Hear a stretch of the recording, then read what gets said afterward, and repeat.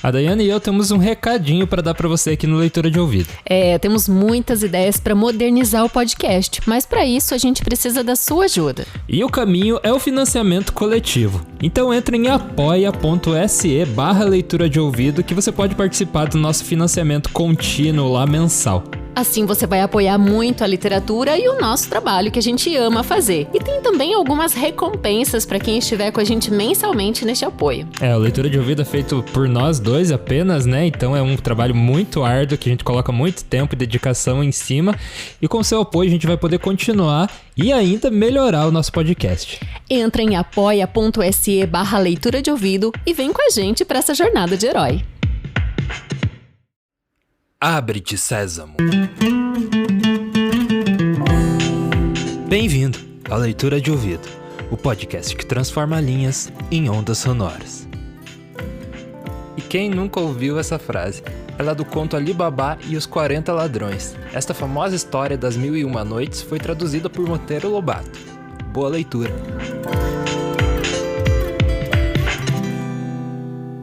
Das 1001 Noites, Ali Babá e os 40 Ladrões.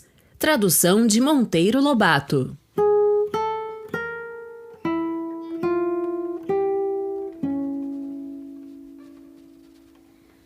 Numa cidade da Pérsia, viviam uma vez 2 irmãos, dos quais um se chamava Cassim e outro Ali Babá. O pai, ao morrer, deixara-lhes uma pequena fortuna, dividida em partes iguais. Mas um deles, Cassim, desposou uma mulher que pouco depois do matrimônio recebeu em herança uma oficina ricamente guarnecida, um bazar cheio de belas coisas e vários sítios que o tornaram de repente um dos mercadores mais ricos da cidade. Ali Babá, ao contrário, que desposar uma mulher tão pobre como ele, não tinha outro recurso senão o de ir cortar lenha num bosque vizinho para vendê-la na cidade, transportada sobre o lombo de 3 asnos que constituíam toda a sua riqueza. Ali Babá estava um dia na floresta inteiramente entregue ao seu trabalho, quando percebeu uma grande nuvem de pó que se erguia ao longe no meio da estrada, dentro da qual um numeroso grupo de cavalaria avançava a trote largo.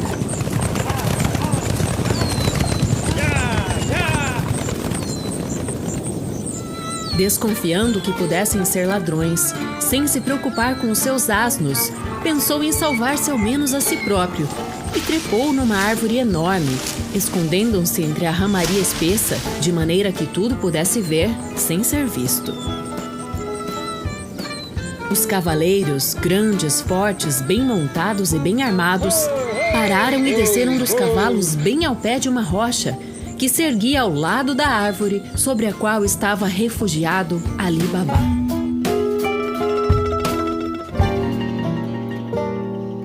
Eram 40, e tanto pelo seu aspecto quanto pelo seu equipamento, não podiam deixar de ser ladrões. Era um bando que, sem fazer mal nas redondezas, exercia o seu banditismo muito longe, e ali tinha o seu ponto de encontro e seu esconderijo. Os cavaleiros tiraram as rédeas aos cavalos, amarraram-nos às árvores e se carregaram das malas que Ali Babá julgou deverem ser muito pesadas e talvez cheias de ouro e de prata.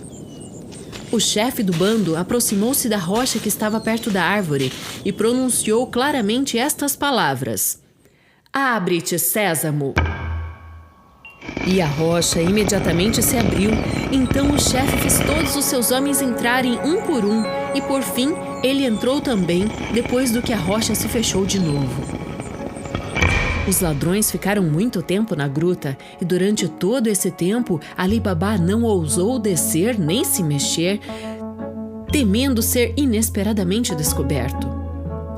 Finalmente a rocha se abriu de novo, os 40 ladrões saíram, e o chefe que viera em primeiro lugar e que os tinha feito desfilar diante de si, fez fechar a rocha dizendo: "Fecha-te, Sésamo!" Os ladrões voltaram aos seus cavalos, carregaram-nos de malas e, de novo montados, partiram por onde tinham vindo. Ali Babá, por prudência, esperou ainda algum tempo trepado na árvore. Depois, vendo que os ladrões estavam bem distantes, desceu, aproximou-se da rocha e disse: Abre-te, Sésamo! E imediatamente a rocha se escancarou. Ali Babá pensou encontrar um buraco tenebroso e escuro, mas surpreendeu-se de ver-se num ambiente vasto e espaçoso, todo iluminado, uma caverna construída em arcos que recebia a luz do alto da rocha. Em torno, uma grande quantidade de víveres, montes de mercadorias, tecidos de brocado e de seda, tapetes preciosos e, sobretudo, ouro e prata em quantidade.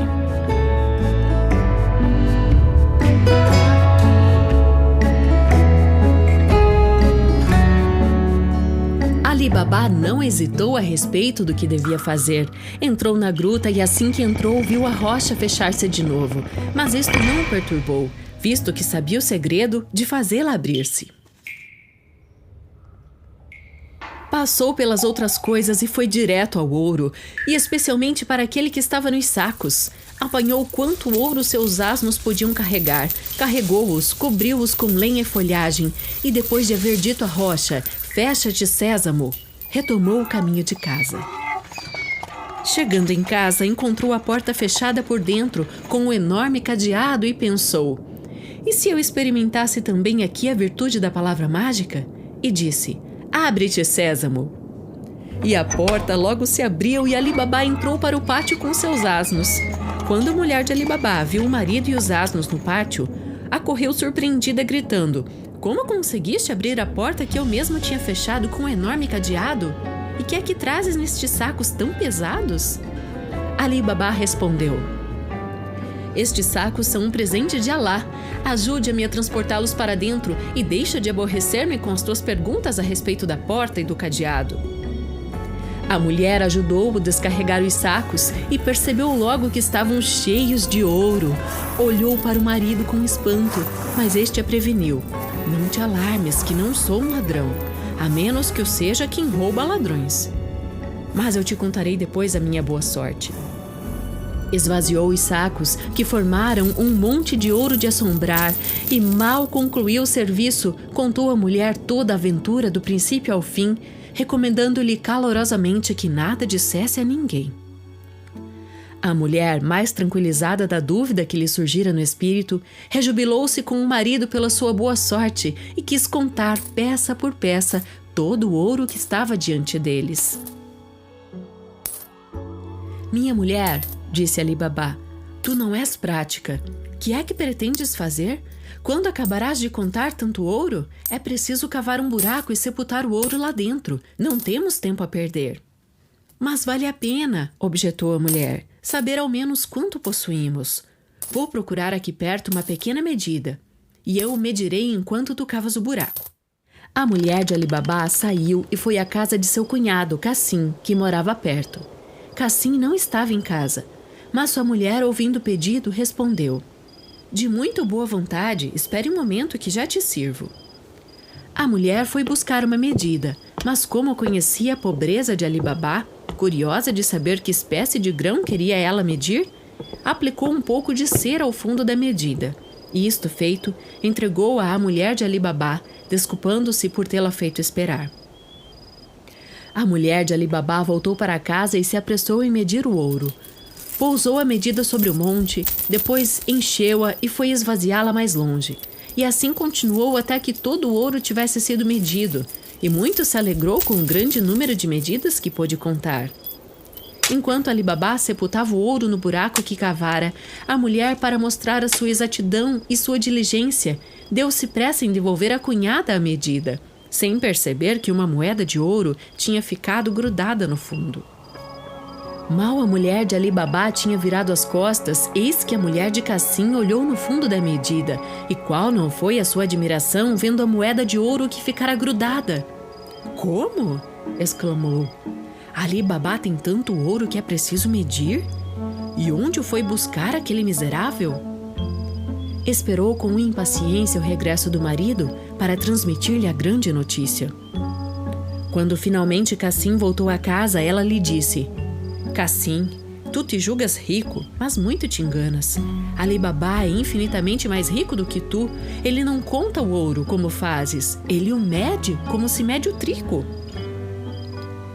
Cassim pediu a explicação deste enigma e a mulher lhe contou por meio de que subterfúgio conseguira fazer a descoberta. Em vez de se alegrar com a boa fortuna que devia ser acontecida ao seu irmão, Cassim sentiu um ciúme mortal que não o deixou dormir a noite inteira. Na manhã seguinte, antes que o sol se erguesse, foi à casa do irmão. Ali Babá, disse, tu és bem reservado nos teus negócios. Finges-te de pobre, de miserável, de pedinte. E, no entanto, contas o ouro por meio de medida? Meu irmão, respondeu Ali Babá, não sei do que estás falando, explica-te. Não te faças de bobo, disse Cassim, mostrando-lhe a moeda de ouro. Quantas tens como esta que minha mulher encontrou no fundo da medida que ontem te emprestou?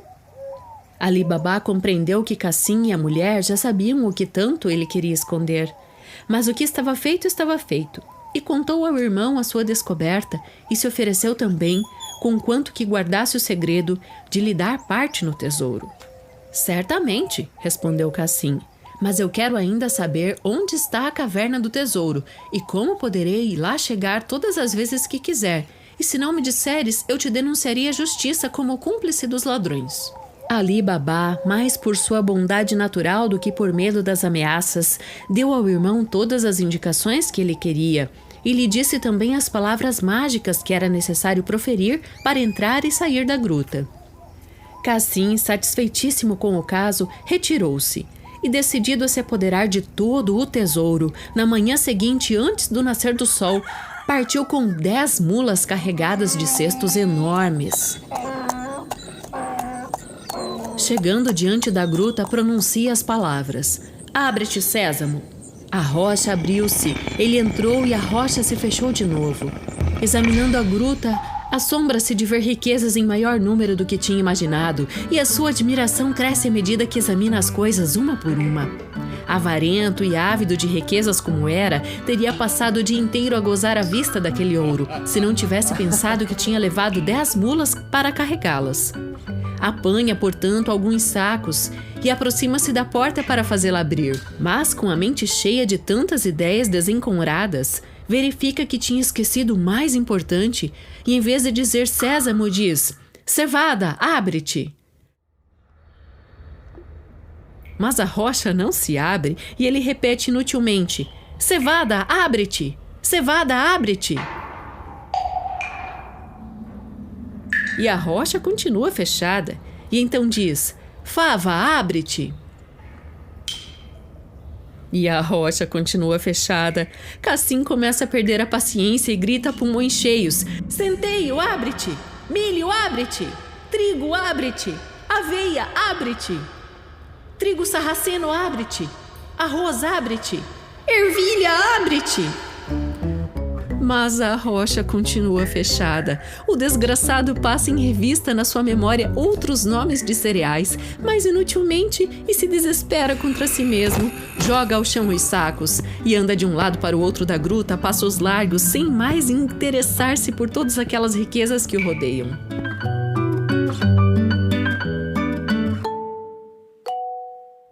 Entretanto, lá pelo meio-dia, os ladrões voltaram à gruta e, vendo de longe as mulas de Cassim próximas à rocha, desconfiam da novidade e avançam a galope.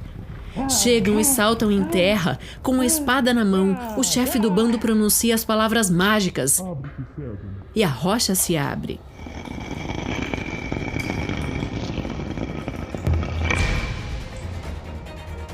Cassim, que ouvira o galope dos cavalos, não teve dúvidas sobre a chegada dos ladrões e da sorte que o esperava. Resolvido a fazer ao menos uma tentativa para salvar-se, assim que viu a rocha abrir-se, fugiu com tamanho ímpeto que derrubou por terra o chefe do bando. Mas não conseguiu escapar aos outros ladrões, que tinham também as espadas desembainhadas e que o mataram instantaneamente.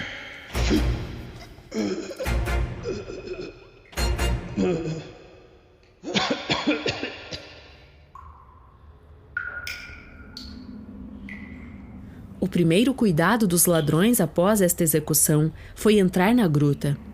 Aí encontraram perto da entrada os sacos que Cassim começara a apanhar para levar consigo, e refletindo sobre esse acontecimento, reconhecendo que alguém lhes surpreendera o segredo, resolveram dar um exemplo que pudesse servir a quem quer que fosse e concordaram em esquartejar o cadáver de Cassim e pendurar as 4 partes, 2 à esquerda e 2 à direita da entrada, dentro da gruta, para espantar aquele que tivesse a ousadia de repetir a façanha.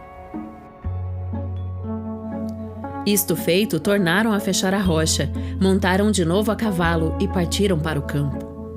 Enquanto isso, a mulher de Cassim estava numa grande inquietação, por ver que a noite vinha chegando e que o marido não aparecia. Sentindo-se muito alarmada, foi à casa de Ali Babá e lhe disse: Cunhado, vós não ignorais, creio, que Cassim foi à floresta e por que motivo? Já é quase noite e ele ainda não voltou. Receio que lhe tenha acontecido alguma desgraça.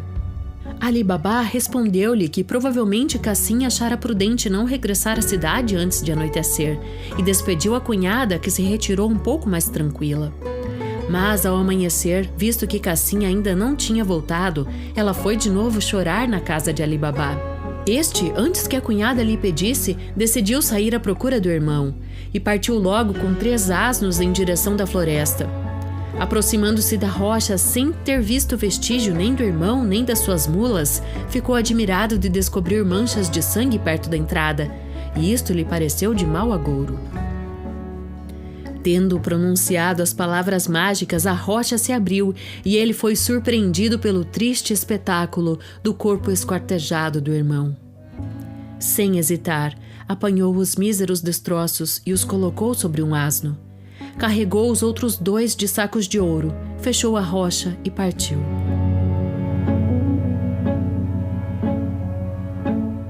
Chegando à sua casa, recolheu os 2 asnos carregados de ouro e os confiou à sua mulher para que os descarregasse, indo com o outro asno à casa de seu irmão. Bateu à porta e foi Morgiana quem lhe veio abrir, uma escrava inteligente e astuta que Ali Babá conhecia muito bem.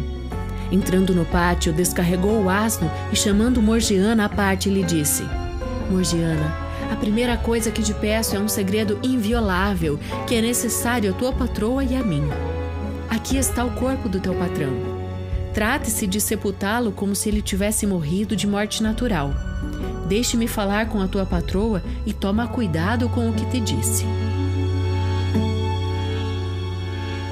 Morgiana advertiu a patroa e Ali Babá, que a acompanhava, entrou e, depois de haver recomendado à cunhada o máximo segredo, começou a contar toda a sua viagem até o regresso com o cadáver de Cassim. Querida cunhada, eis para vós um motivo de aflição tanto maior quanto não esperáveis. Embora o mal seja sem remédio, se alguma coisa vos pode consolar, eu vos ofereço unir o pouco que Deus me deu com o que possuis, casando-nos. Asseguro-vos que minha mulher não será ciumenta e que vivereis de boa harmonia juntas. Se a proposta não vos desagrada, é preciso tratar de fazer que se pense aí fora que meu irmão morreu de morte natural. E este é um trabalho que pode ser confiado a Morgiana. Eu, pela minha parte, farei tudo quanto puder. Que melhor partido poderia tomar a viúva de Cassim? Enxugando as lágrimas que tinha começado a derramar em abundância e suprimindo os gritos agudos comuns às mulheres que perdem os seus maridos, respondeu a Ali Babá que aceitava a oferta. Morgiana, sem perda de tempo, assim que Ali Babá saiu, correu ao boticário para lhe pedir certo remédio bastante eficaz nas mais graves enfermidades. O boticário, entregando-o, perguntou quem é que estava doente em casa de seu patrão, e Morgiana respondeu suspirando: é o meu bom patrão Cassim. No dia seguinte, voltou ao boticário e, com lágrimas nos olhos, pediu uma essência que se usava dar aos doentes nos casos desesperadores. Ai de mim, disse Morgiana, receio que nem isto faça efeito. Eu perco um excelente patrão. Os vizinhos, vendo Ali Babá e sua mulher irem e voltarem todo o dia com aspecto triste, não se surpreenderam quando à noite ouviram os gemidos estridentes da mulher de Cassim e de Morgiana, que anunciavam a morte de Cassim. No dia seguinte, ao amanhecer, Morgiana foi procurar um velho sapateiro que era sempre o primeiro a abrir a sua oficina. Entrou e, ao dizer-lhe bom dia, pôs na sua mão uma moeda de ouro. Babá Mostafá, assim se chamava o sapateiro, era de temperamento divertido e, olhando com atenção para a moeda, visto como ainda estava escuro, percebeu que era de ouro e exclamou: "Magnífica estreia! De que é que se trata? Estou pronto a fazer alguma coisa de bom." "Babá Mustafá", disse-lhe Morgiana, "apanhai tudo quanto vos é necessário para cozer couro, e vinde comigo depressa, mas com uma condição: há de eu vendar os vossos olhos quando chegarmos a um certo ponto." Babá Mustafá, ouvindo tais palavras, quis fazer-se de rogado. "Oh, oh, oh!" exclamou. "Quereis obrigar-me a fazer alguma coisa que contraria a minha consciência ou a minha honra?" Morgiana deitou-lhe na mão outra moeda de ouro e convenceu-o. "Deus me livre de propor-vos uma coisa que não possais fazer honradamente. Podeis estar tranquilo, não deveis recear nada." Babá Mustafá deixou-se conduzir, e Morgiana, depois de lhe haver vendado os olhos em certa altura do caminho, levou-o à casa de seu defunto patrão. Ao chegarem ao quarto onde jaziam os restos de Cassim, Morgiana tirou a venda dos olhos de Mustafá e lhe disse: "Babá Mustafá, eu vos trouxe aqui para que costureis estes pedaços. É preciso não perder tempo. Quando tiverdes acabado, eu vos darei outra moeda de ouro." Quando Babá Mustafá terminou o seu trabalho, Morgiana vendou-lhe de novo os olhos, e depois de lhe dar a terceira moeda de ouro prometida e de lhe haver recomendado o máximo segredo, acompanhou-o até o ponto onde lhe havia vendado os olhos na vinda. Aí, desvendando-os, deixou-o em liberdade. Entretanto, Morgiana pusera a água a aquecer ao fogo para lavar o corpo de Cassim, de modo que Ali Babá, que chegou quando Mustafá já tinha terminado o trabalho, lavou-o, perfumou-o de incenso e fechou-o no caixão que um carpinteiro tinha trazido pouco tempo antes. Assim, sem que ninguém pudesse levantar a mínima suspeita, foi preparado o funeral e o corpo de Cassim levado ao cemitério. 3 ou 4 dias depois, Ali Babá levou à casa da viúva de seu irmão os seus poucos móveis e o ouro que tinha encontrado no tesouro dos ladrões, e se estabeleceu na casa nova, tornando público o seu novo casamento com a cunhada, o que não causou admiração a ninguém, visto como tais matrimônios não são raros entre os muçulmanos. Quanto à loja de Cassim, Ali Babá a deu a um seu filho, que já havia adquirido prática trabalhando muito tempo como um mercador. Deixemos agora Ali Babá gozar o princípio de sua fortuna e voltemos aos 40 ladrões.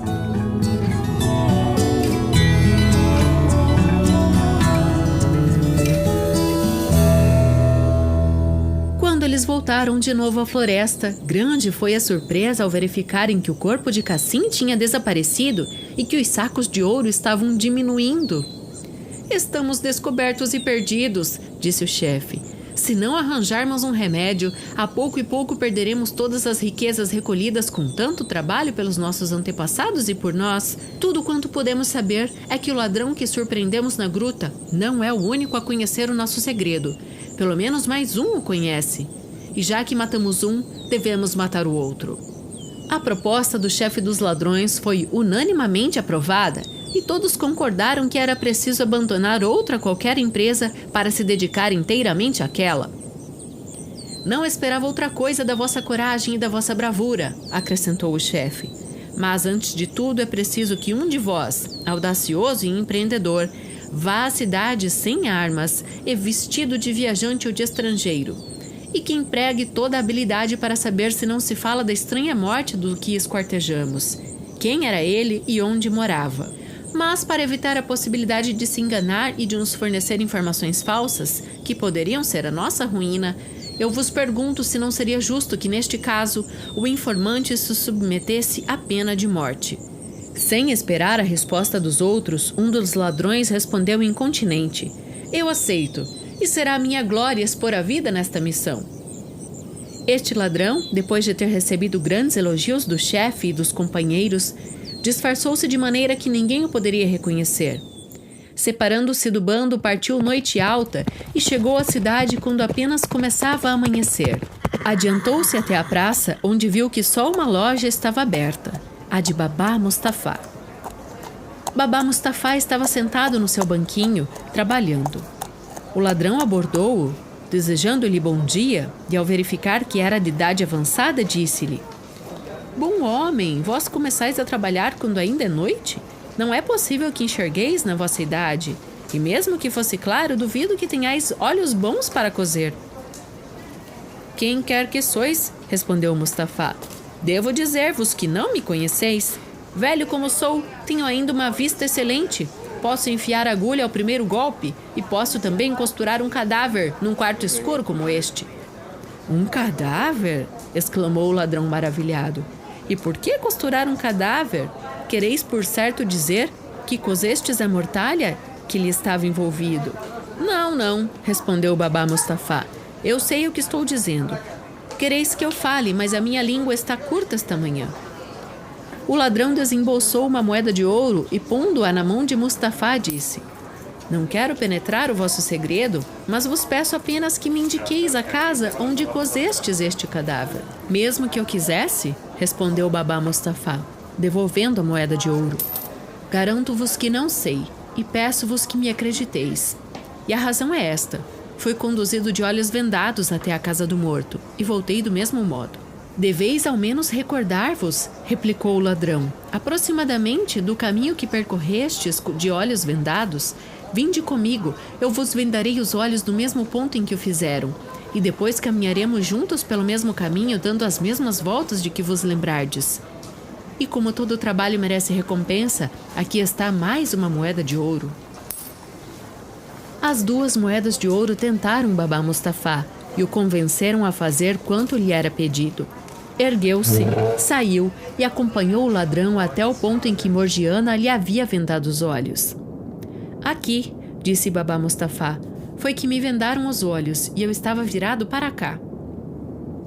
O ladrão vendou-lhe os olhos e caminhou a seu lado, ora guiando-o, ora deixando-se guiar por ele, até que em certo ponto parou. Parece-me, disse babá Mustafá, que não fui para adiante. Havia parado exatamente em frente à casa de Cassim, onde agora morava Ali Babá. Antes de arrancar o lenço dos olhos de Mustafá, o ladrão fez rapidamente sobre a porta um sinal com um pedaço de giz que trouxera de propósito. Depois agradeceu ao velho, deixando que voltasse para sua oficina. Satisfeito de se haver desempenhado da sua missão, marchou em direção da floresta. Pouco depois que o ladrão e babá Mustafá se tinham separado, Morgiana saiu a serviço e, ao voltar para casa, notou o sinal que o ladrão fizera na porta. Deteve-se para examiná-lo. Que significará esse sinal? Pensou ela. Há de ser alguém que quer fazer mal ao patrão. Como quer que seja, é bom tomar precauções. Apanhou um pedaço de giz e, como as portas vizinhas eram todas iguais, marcou-as todas com o mesmo sinal. Ao chegar à floresta, o ladrão reuniu o bando e contou o sucesso de sua viagem. Quando acabou a narração pormenorizada, o chefe do bando, depois de louvar a sua diligência, disse: Companheiros, não temos tempo a perder. Partamos bem armados, mas de modo a não dar na vista. E quando tivermos entrado na cidade um por um, nos reuniremos na Praça Grande, uns de um lado, outros do outro, para não despertar suspeitas. Enquanto isso, irei eu com o nosso companheiro reconhecer a casa, e depois pensaremos no que será preciso fazer. As palavras do chefe foram aplaudidas e todos se apressaram em partir. 2 a 2, 3 a 3, dirigiram-se para a cidade e entraram sem ser observados.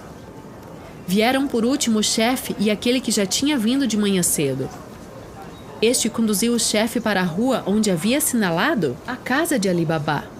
E ao chegar em frente de uma daquelas portas marcadas por Morgiana, ele a indicou ao chefe dizendo que era aquela. Mas, continuando o caminho para não dar na vista, o chefe observou que também a porta seguinte tinha o mesmo sinal, e assim a terceira, a quarta e muitas outras ainda. O chefe perguntou ao companheiro qual era a porta que tinha marcado, e o ladrão não conseguiu achar explicação para o mistério, garantindo ao chefe que tinha feito aquele sinal numa porta apenas. Vendo naufragado seu projeto, o chefe voltou para a praça e declarou aos seus homens que a viagem tinha sido inútil e que era preciso voltar atrás. Quando todo o bando se reuniu de novo na floresta, o chefe explicou a razão por que os tinha feito voltar. e o espião, declarado unanimemente merecedor de morte, se submeteu espontaneamente ao sacrifício e, com firmeza de ânimo, apresentou o pescoço ao que lhe fora designado para o decepar. Mas, como se tratava da salvação do bando, outro ladrão se ofereceu para tentar de novo a empresa. Aceitaram-no imediatamente e ele partiu. Chegou à cidade e subornou Babá Mostafá como o primeiro havia feito, e Babá Mostafá lhe fez conhecer a casa de Ali Babá. Com um giz vermelho, marcou-a num ponto bem escondido e retornou à floresta. Mas ao voltar à casa depois de seus serviços fora, eis que os olhos de Morgiana, aos quais nada escapava, apareceu o sinal vermelho. Fez ela o mesmo raciocínio do dia anterior e marcou com o mesmo sinal as portas vizinhas. O ladrão, reunindo-se ao bando, não deixou de fazer valer a precaução que tomara e que devia ser infalível para reconhecer a casa de Ali Babá. O chefe e os companheiros, convencidos agora de que a coisa devia chegar ao seu fim, voltaram para a cidade com a mesma ordem e as mesmas precauções. Assim que chegam, o chefe e o ladrão se dirigem para a rua de Ali Babá, mas encontram de novo a mesma dificuldade. Grande é a indignação do chefe e o ladrão se mostra tão vexado como aquele que o precedeu. Ainda desta vez foi o chefe obrigado a se retirar com os seus homens, e o ladrão culpado do novo engano sofreu a mesma pena do primeiro. Vendo o seu bando diminuído de 2 valentes companheiros, o chefe receou vê-lo ainda diminuir mais, caso continuasse a confiar a outros a tarefa de conhecer a casa de Ali Babá, e resolveu ir pessoalmente. Foi à cidade e, com o auxílio de Babá Mostafá, reconheceu a casa de Ali Babá. Mas, em vez de fazer algum sinal de reconhecimento, observou-a com atenção, passando-lhe pela frente várias vezes. Satisfeito com o resultado de sua viagem, regressou à floresta. Os companheiros o esperavam reunidos na gruta.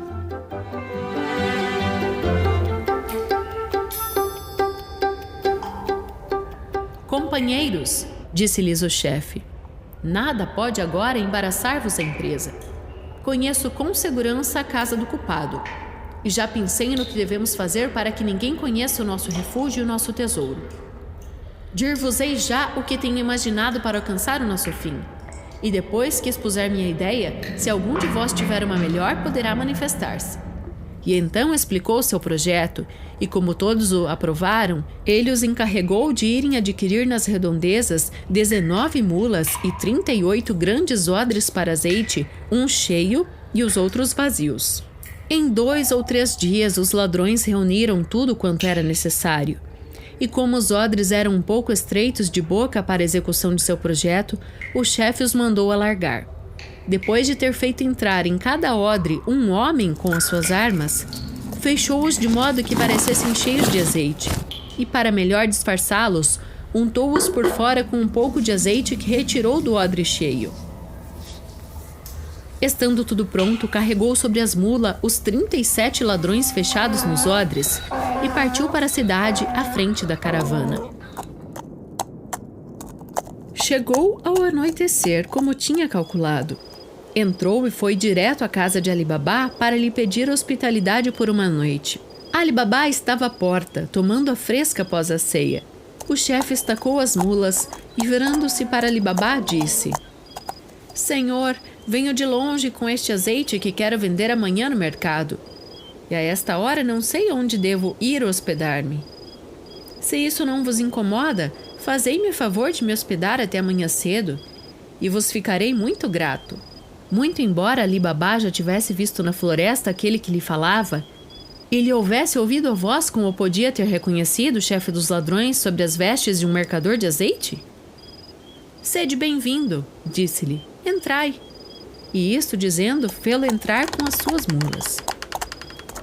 Ao mesmo tempo, chamou o escravo e lhe deu ordem para levar as mulas à cocheira assim que estivessem descarregadas, e de lhes dar cevada e feno, e mandou Morgiana preparar a ceia para o hóspede e uma cama no quarto. Mas não basta, para receber condignamente o hóspede, Quando viu que este havia descarregado as mulas e procurava um lugar para passar a noite ao ar livre, conduziu-o à sala de visitas, dizendo que não podia permitir que dormisse no pátio, e quis também fazer-lhe companhia enquanto Morgiana lhe preparava a ceia, só o deixando quando ele acabou de comer. Esta casa é a vossa casa, disse-lhe numa saudação, e tudo o que há nela também é vosso. O chefe dos ladrões acompanhou Ali Baba até a porta, e enquanto este ia à cozinha dar ordens a Morgiana, o ladrão foi ao pátio com a desculpa de ver se nada faltava às suas mulas. Ali Baba, depois de haver de novo recomendado a Morgiana que dispensasse todas as atenções aos hóspedes, acrescentou: Morgiana, amanhã cedo vou ao banho antes do nascer do dia. Apronta minha roupa branca e entrega a Abdala, assim se chamava o seu escravo, e prepara-me um bom caldo para quando eu voltar.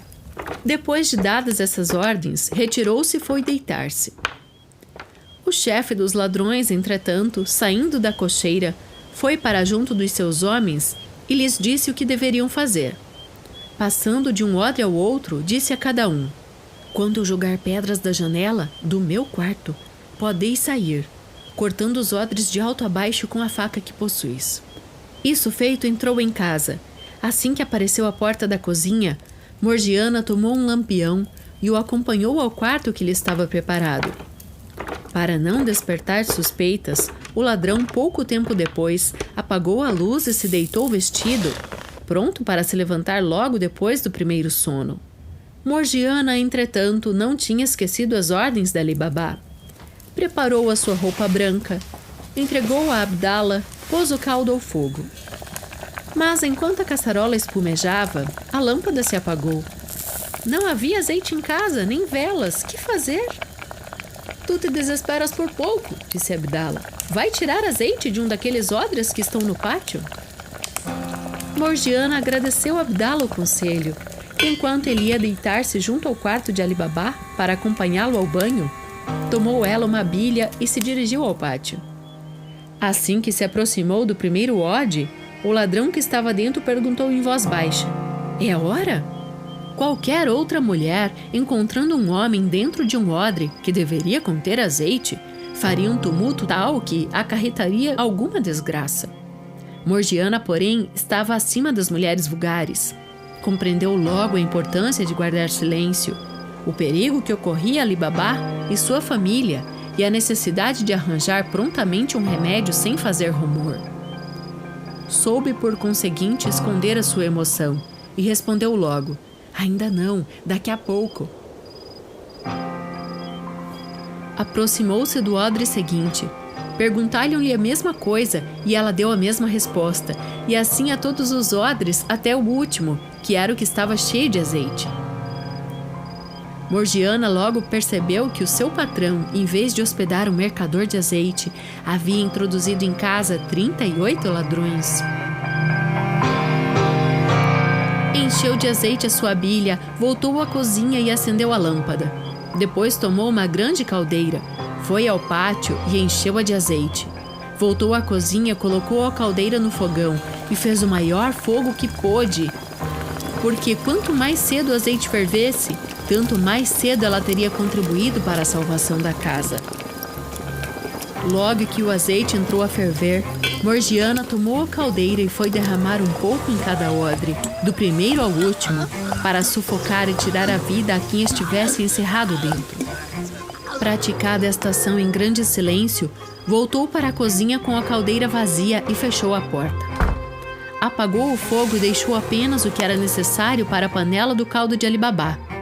Depois, apagou a lâmpada e ficou em silêncio, decidida a não ir deitar-se enquanto não assistisse da janela da cozinha o que iria acontecer. Não tinha passado ainda um quarto de hora, e eis que o chefe dos ladrões despertou. Levantou-se, olhou pela janela, abriu-a, e como não visse nenhuma luz nem ouvisse rumor algum, deu o sinal aos companheiros lançando uma pedrinha. Aguçou o ouvido, mas não ouviu nada. Torna-se inquieto e joga uma segunda pedra e uma terceira. As pedras caem sobre os odres, mas nenhum dos ladrões dá o menor sinal de vida. e ele não consegue compreender a razão daquilo. Alarmado, desce ao pátio, aproxima-se do primeiro odre e vai perguntar ao ladrão se está dormindo, mas sente um cheiro de carne queimada e de azeite quente. Suspeita logo que a sua empresa contra Ali Babá, para matá-lo e saquear-lhe a casa, estava mais uma vez perdida. Passa ao odre vizinho e depois aos outros e verifica que todos os seus homens tinham morrido da mesma morte. Desesperado com o insucesso e sem perder tempo, pôs-se a correr pelo jardim de Ali Babá, atravessa outros jardins, salta muros e foge.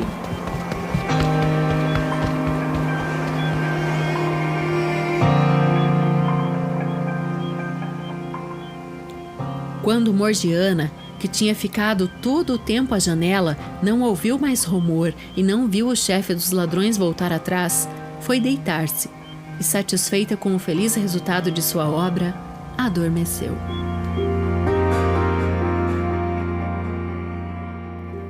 Na manhã seguinte, antes da aurora, Ali Babá saiu e foi ao banho acompanhado pelo seu escravo, sem saber nada de tudo quanto havia acontecido na sua casa durante a noite.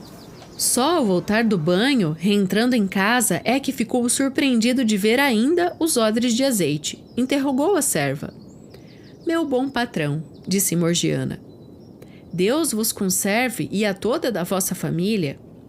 Mas sabereis melhor aquilo que desejais saber quando eu vos mostrar o que fiz. Vinde comigo."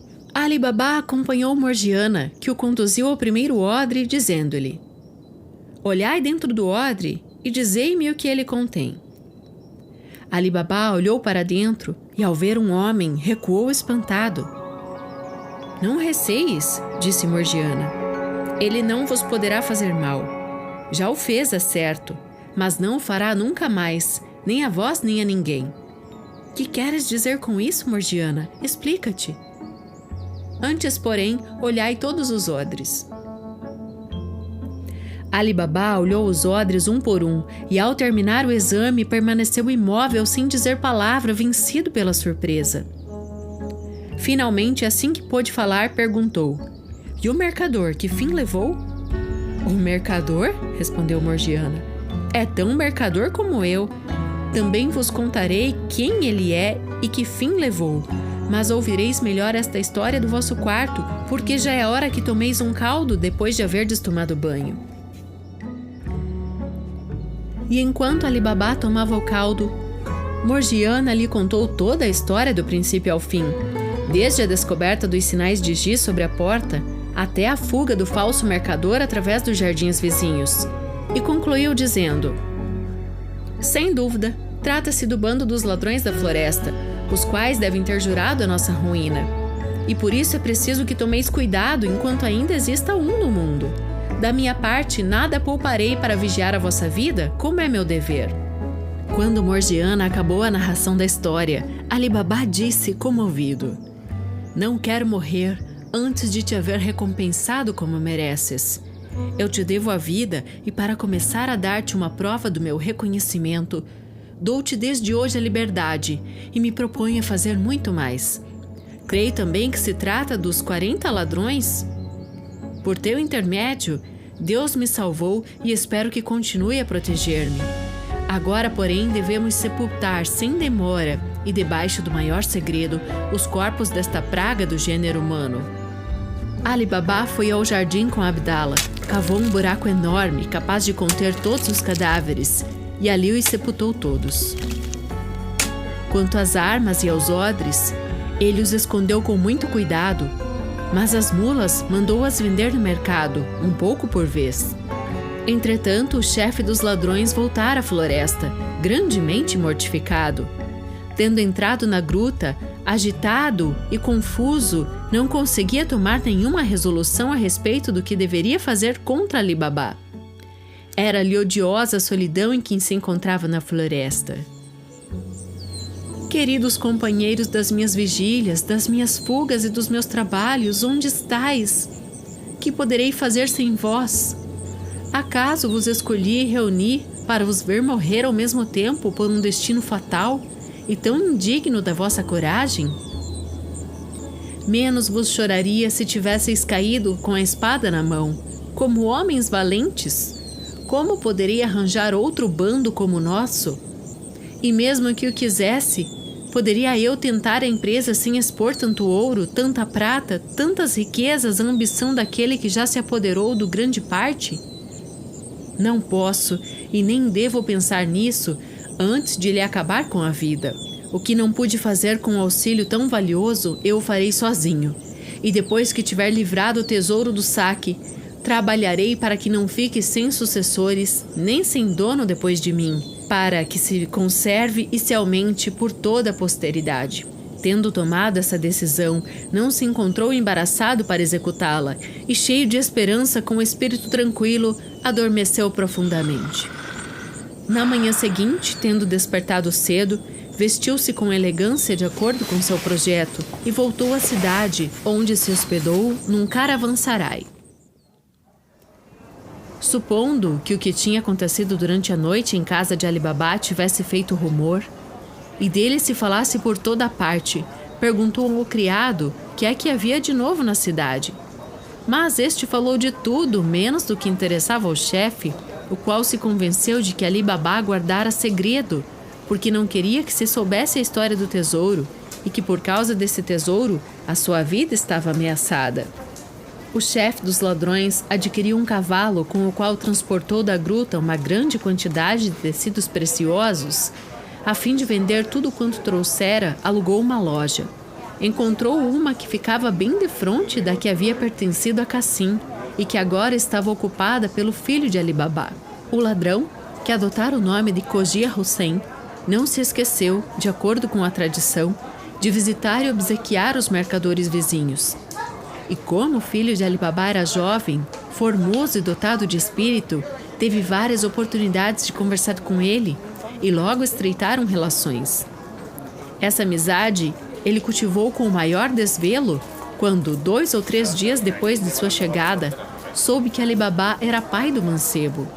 Duplicou então as suas cortesias, os convites e os presentes. O filho de Ali Babá não quis dever tantas obrigações a Cogia Hussein, sem lhe retribuir dignamente, e como sua casa era pequena, falou com o pai, o qual se encarregou de arranjar por conta própria coisa. Amanhã, disse ele, é dia de festa. Os negócios estão fechados. Convida Cogia Hussein a passear contigo depois do almoço. E na volta passareis por minha casa e entrareis. É melhor assim que um convite formal. E eu direi a Morgiana que prepare um bom jantar. No dia seguinte, o filho de Ali Babá e Cogia Hussein se encontraram depois do almoço e fizeram um passeio juntos. Na volta, passando pela casa do pai, o filho de Ali Babá convidou o amigo a entrar. Cogia Hussein, que via assim inesperadamente chegar o momento da vingança, começou por se desculpar. Mas o filho de Ali Babá insistiu e puxou pela mão, fazendo-o entrar quase por violência. Ali Babá recebeu Cogia Hussein com grande cordialidade, e quando este, depois de uma longa palestra, pediu licença para retirar-se, convidou-o para jantar. Ali Babá, respondeu Cogia Hussein, agradeço a vossa cortesia, mas vos peço por favor que não vos ofendais se não aceito o convite. Peço-vos acreditar que não o faço por descortesia, senão porque tenho uma razão que vos de certo provareis se eu a contar. Pode-se saber qual é esta razão? Perguntou Ali Babá. Posso dizê-la, respondeu Cogia Hussein. É que eu não como nada em que entre sal. Como aceitar a honra que me fazeis se devo recusar todo o alimento salgado? Se é só por isso, insistiu Ali Babá, não me privareis da honra de vos ter à mesa. O pão que se come em minha casa não tem sal. E quanto ao resto, eu vos prometo que não deixarei pôr sal em coisa alguma. Fazei-me o favor de ficar. Eu voltarei dentro de pouco tempo. Ali Babá foi à cozinha e deu ordens a Morgiana, a qual não soube esconder o seu descontentamento. Quem é, pois, este homem tão difícil que não come sal? Não te zangues, Morgiana, respondeu o amo. É um excelente homem, faz o que te disse. Morgiana obedeceu, mas de má vontade, e teve curiosidade de conhecer aquele homem que não comia sal. Assim que preparou tudo quanto devia, ajudou Abdala a levar os pratos para a mesa. e imediatamente reconheceu Cogia Hossen, malgrado o disfarce, como sendo o chefe dos ladrões, e olhando-o com atenção descobriu que ele trazia um punhal escondido sob a roupa. Não me admiro mais, disse consigo mesma, que este bandido não queira comer sal com o meu patrão. É o seu maior inimigo e quer assassiná-lo, mas eu saberei impedi-lo.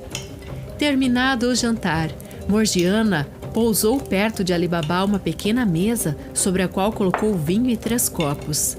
E depois se retirou em companhia de Abdala para que Ali Baba, segundo a tradição, se entretivesse livremente com o seu hóspede e bebessem à vontade. Então o falso Cogia Hossen, ou melhor, o chefe dos 40 ladrões, julgou que tinha chegado o momento propício para matar Ali Baba.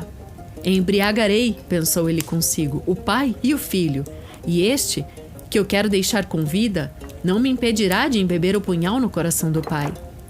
Depois fugirei através do jardim, como já fiz uma vez, enquanto a mulher e o escravo ainda não tiverem acabado de cear ou estiverem adormecidos na cozinha. Morgiana, porém, que havia adivinhado o plano do falso Cogia Hossen, não lhe deu tempo de realizar o plano. Vestiu-se de dançarina, ajustou com elegância os cabelos, cingiu aos flancos um cinto de prata, do qual pendia um pequeno punhal de ouro, e pôs no rosto uma formosa máscara. Assim trajada, chamou o escravo e disse: Abdala, toma o teu tambor e vamos divertir o hóspede do nosso patrão. Abdala tomou o tambor e começou a tocar, entrando na sala adiante de Morgiana. Morgiana acompanhou-o, fez uma profunda reverência e ficou à espera até que Ali Baba lhe ordenasse. Vamos, Morgiana, mostra o que sabes fazer.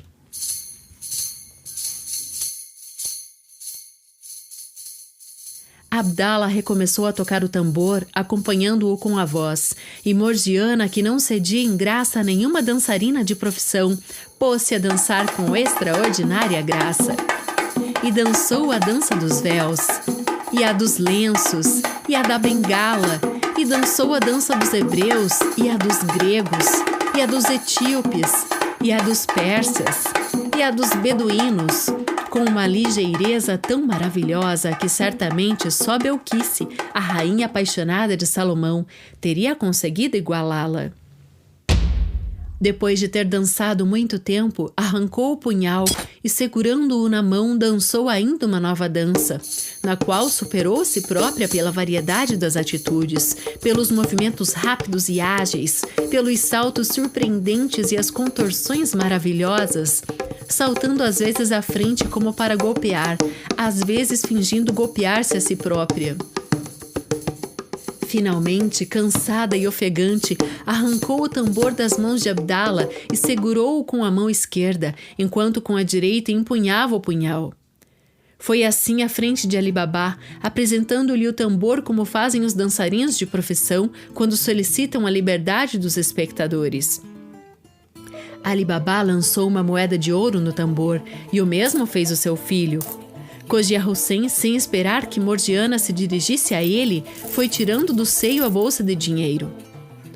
Mas eis que Morgiana, de um salto, se atira sobre ele e lhe embebe o punhal no coração.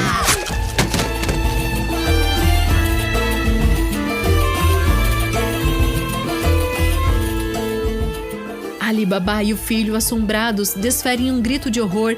Desgraçada, que fizeste? Exclamou Ali Baba. Queres arruinar a minha família? Não, respondeu Morgiana. Não é para arruinar-vos, mas para salvar-vos. E abrindo as roupas de Cogia Hossen, arrancou o punhal que ele estava armado, acrescentando: Vede com que feroz inimigo estavais tratando.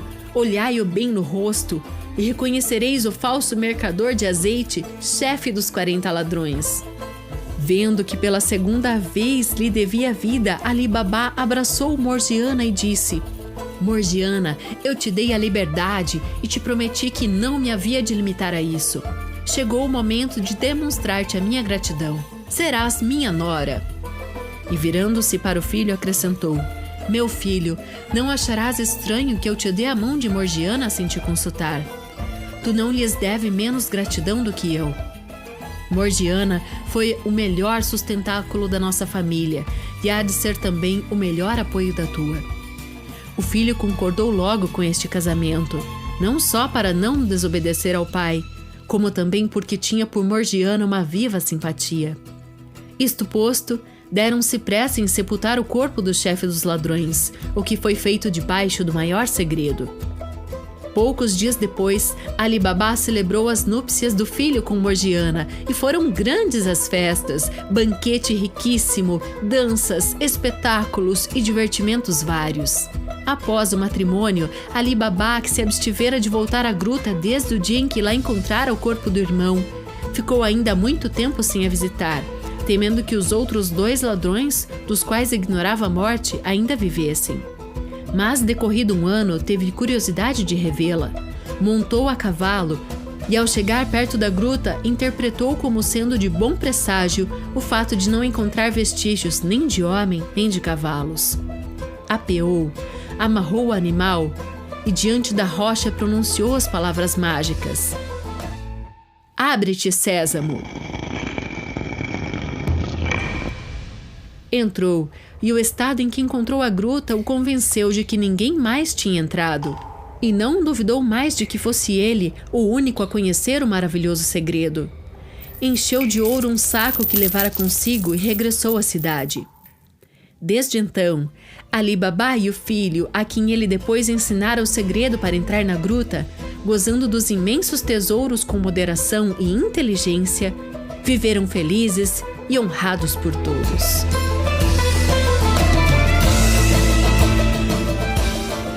Chegamos ao fim deste Leitura de Ouvido. Se você gostou, deixe sua avaliação na Apple Podcasts ou siga-nos no Spotify para não perder os próximos episódios. Siga também o @Leitura de Ouvido no Instagram e Facebook. Quer anunciar ou propor alguma parceria? Converse com a gente pelo e-mail leituradeouvido@gmail.com e a gente te vê na próxima leitura. O Leitura de Ouvido é dirigido e narrado por Daiana Pasquim.